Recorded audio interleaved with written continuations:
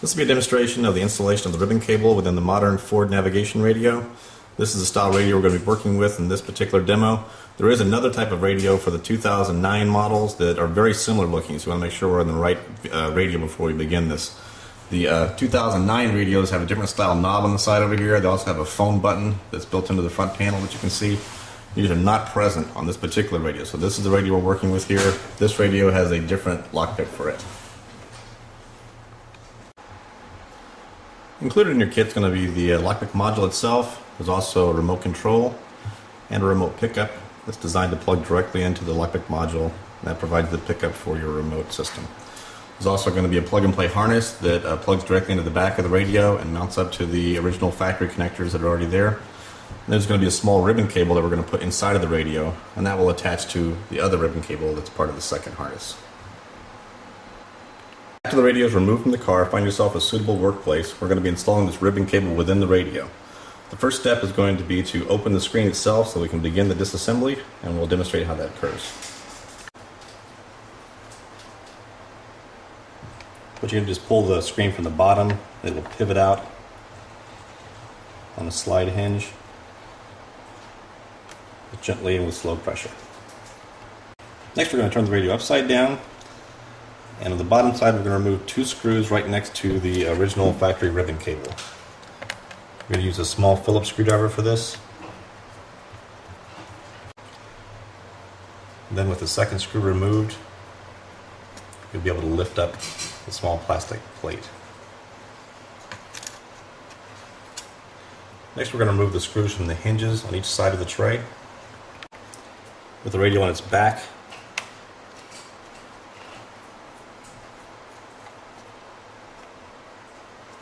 remove the screw from each side.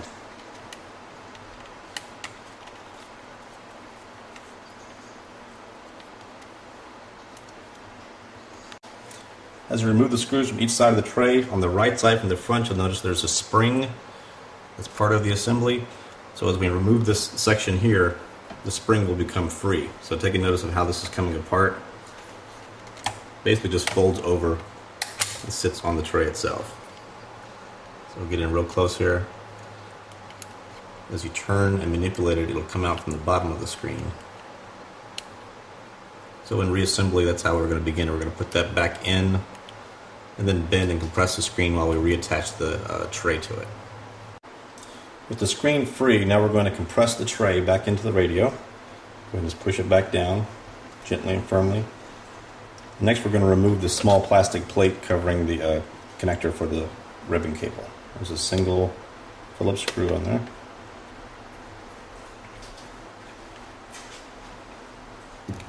And lift out the plastic panel to reveal the connector.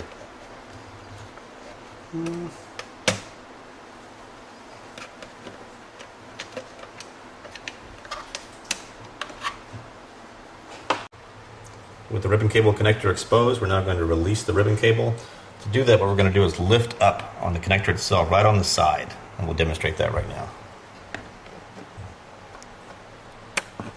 As you pop up the edge of the connector, it now releases, and the ribbon cable can come free. Here's a close-up of the connector with it released.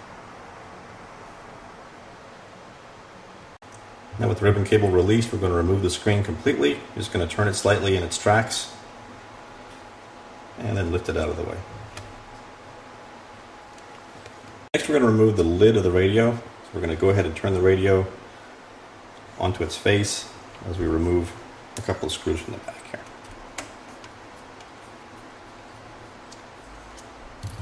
Once these two screws are removed, then the lid can pop up. It has some catches on the sides. You can actually pry it up.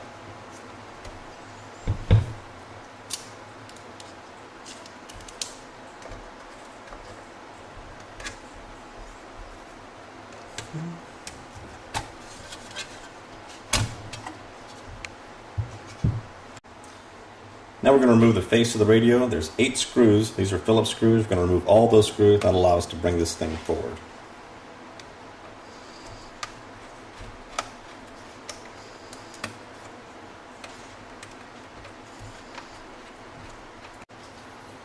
Okay, with all 8 screws removed, I'm going to take the plastic front off, just lift it up That's going to expose the insides of the radio where we're going to connect the ribbon cable for the lockpick. The next important step when installing the ribbon cable is to turn the radio off completely. Even though this radio is out of the car, it's still actually running inside. So there's a couple of spots here that we can touch within the radio that will cause it to turn off. And we're going to demonstrate that. And this is an important step, so as we continue on, we want to make sure we've already turned the radio off inside. So we'll take just a small screwdriver blade. You're going to touch these two spots right next to the connector that we just removed the ribbon cable from, and just hold it there for 5 to 7 seconds.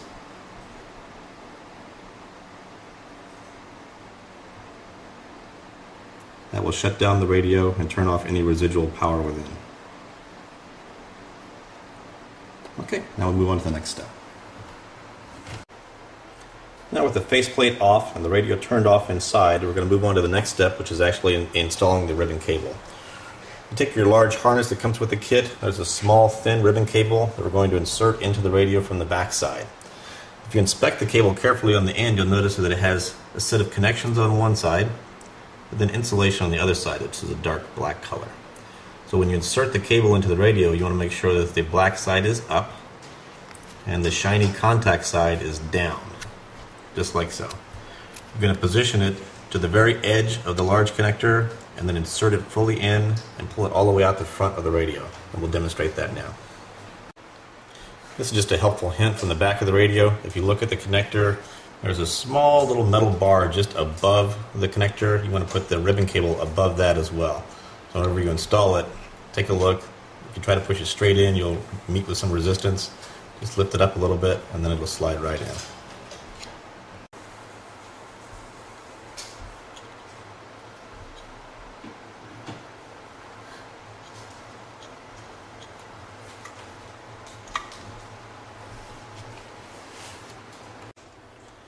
Now we're going to install the replacement ribbon cable inside the radio. We're going to begin by releasing the clip on the connector. These just slide backwards. Very simple. And that'll allow us to plug in the cable that we've already inserted earlier. And then lock it back in place. Now we're going to actually insert it into the radio itself. This is in the open connector that we pulled the ribbon cable out of earlier. It's just going to slide in and then lock it back down by pressing down on the clip. Make sure it's fully inserted and straight before you lock down the clip on it. And we'll finish by folding the cable back inside the radio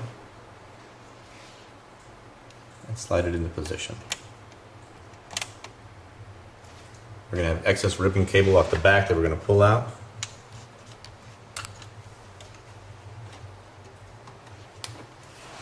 So that everything's tidied up, ready for the next step.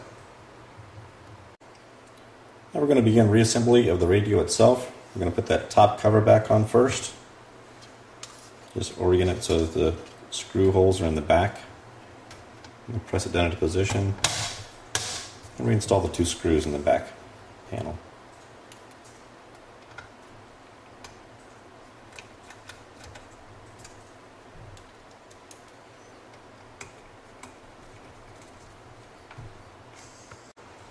Next, we're going to turn the radio back around so the face is towards us. We put it on its end, and we're going to reinstall that faceplate.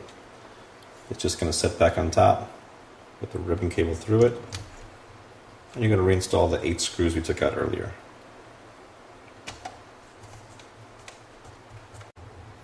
Okay, now that we have the faceplate reinstalled, all 8 screws are in place.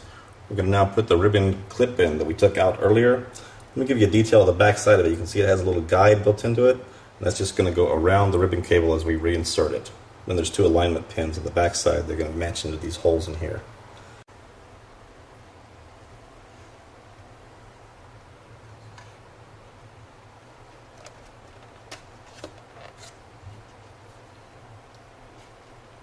And there's a single screw right in the middle.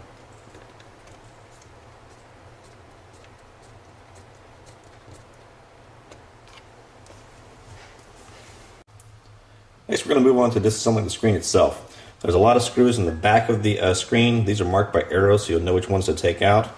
And there's also 2 screws on each side that we're going to remove. Whenever you're sorting these screws, they're all going to be the same size except for the 2 that are next to the hinge. And these are actually longer screws, So as you take this apart, make sure and set these two aside so that later on when you reassemble it, you put the long screws right next to the hinge.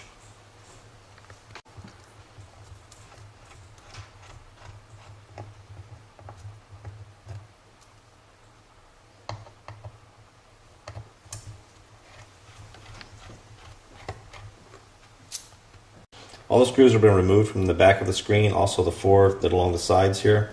Now we're going to actually open up the case to get to the connector inside. To do that, you're going to get a little bigger screwdriver. This is just a flat bait screwdriver, and there's some clips or some openings on the side of the screen here that you're going to put the screwdriver into to break it apart. We'll demonstrate that here.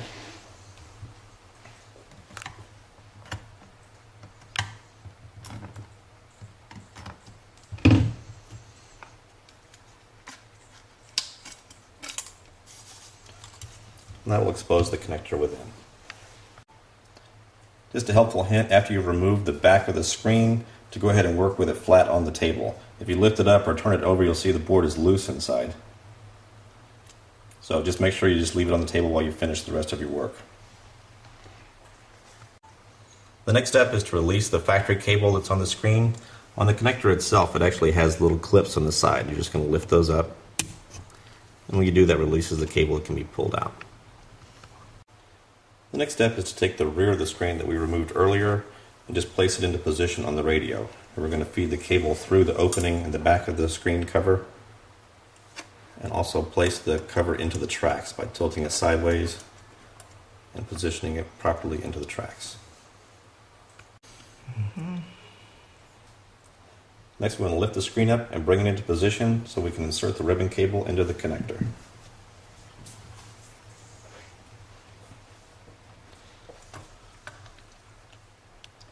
Make sure the connector is already ready to insert a cable so that the clips on either side are already up. Once you've inserted the cable, press the clips down to lock it in place. And then make sure that you've got it fully inserted and straight. This is a close-up detail of what the ribbon cable looks like after you've fully inserted it into the connector. Make sure it's all the way in and straight. And this is what it would look like when I'm saying all the way in. You'll still be able to see some of the traces on the top of the cable. That's as far as you can insert it before you lock it in. Now we're going to pivot the screen back into the case and reassemble the screws. So we'll do it step at a time. Just go ahead and press it together. There's clips around the outside edge of the screen which must be compressed as you're going through. So starting with the very closest to the radio, and then the top edge as you're pushing that together. I'm going to press with your thumbs right where the clips are at. And that allows it to go together smoothly. Now we're just going to put all the screws back into the screen. I'm going to start with the ones on the side. There's two on each edge. And then the remainder will go in the actual back of the screen here. Remember, those two longer ones went right next to the hinge. Now we're going to reinstall the ribbon cable cover that's on the back of the screen. It just has two screws on it.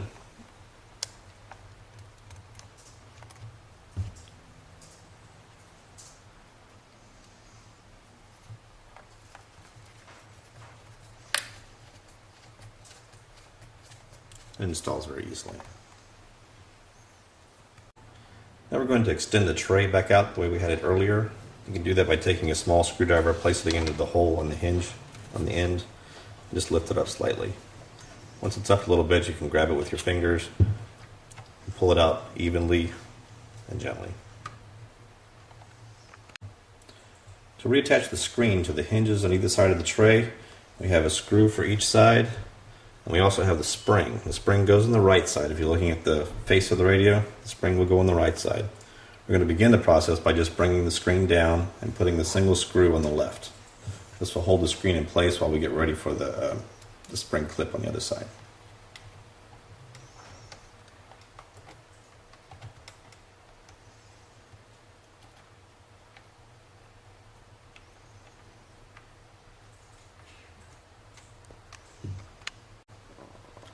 Next, we're going to reinstall the spring on the right-hand side of the tray, right where the hinge is at.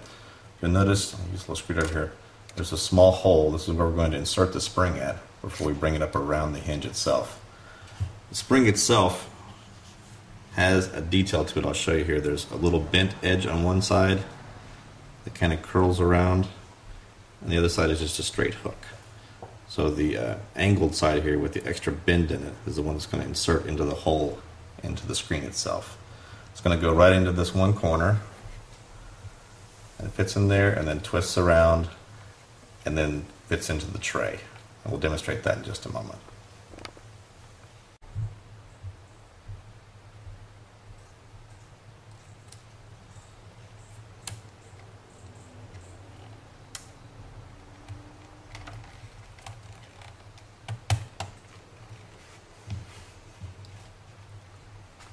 And then a single screw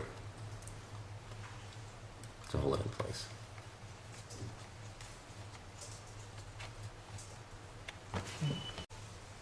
This is a detail of the spring fully inserted and in place. The multi-angled end goes into the hole here. We went over the hinge, and then the straighter piece goes right here, and the actual edge of the spring goes into this little slot. If you get it on the other side of it over here, you'll notice that the spring will not look as it does in this picture. It'll be kind of twisted outwards. So just put it into this track. It's already built into the tray, ready for this to be inserted. And finally, to complete the installation of the ribbon cable, go ahead and slide the screen down flat. Just press in the tray as you pivot it down, just back into a flat position.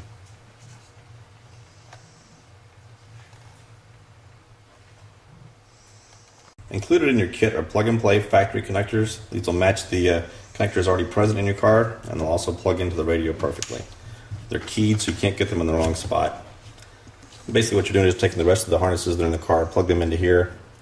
Included in your kit are other connections you can plug in for powering cameras, for video lockouts if you require them. A lot of different features, and that'll be explained in your manual.